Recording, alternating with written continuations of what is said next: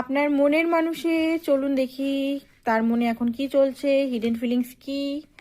যেটা দেখতে পাচ্ছি যে ওনার মনের ভিতরে এখনো কিন্তু প্রাইড ভাবটা আছে, যে আমি আমি এরকম টাইপের প্রাইডই ভাবটা আছে। সে কারণে হতে পারে উনি নিজের থেকে যোগাযোগ করছে না, উনি ওয়েট করছেন আপনি কখন যোগাযোগ করবেন। এটা উনি ভালোভাবেই জানেন যে আপনি উনার শুধু, ঠিক আছে, অনলি ফর আপনি।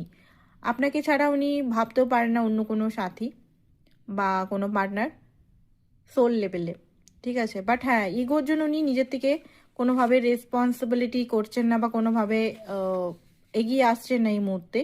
রিয়েলাইজেশন তো হচ্ছে, এমটিনেস, আন্ডারস্ট্যান্ড, অওয়েকনিং, এগুলো তো চলছে ওনার মধ্যে। তো হতে পারে এখন সাইলেন্ট জোনে আছে, কথাবার্তা খুব একটা বলছে না, মেসেজ কল করছে না। তো আপনার মনে হতে পারে এই রিলেশনটা কি শেষ, না রিলেশন শেষ না, অ্যাকচুয়ালি এখানে ফাউন্ডেশন হচ্ছে, ঠিক আছে। রিলেশনের শুরুয়াত হচ্ছে। চেসিং, আপনাকে মাঝে মাঝে উনি চেস করছেন, যেটা আগে আপনি করতেন। অ্যান্ড রিলেশিং, যে যে জিনিসগুলো ওনার লাইফে দরকার নেই সেই সব জিনিসগুলো উনি রিলিজ করছেন।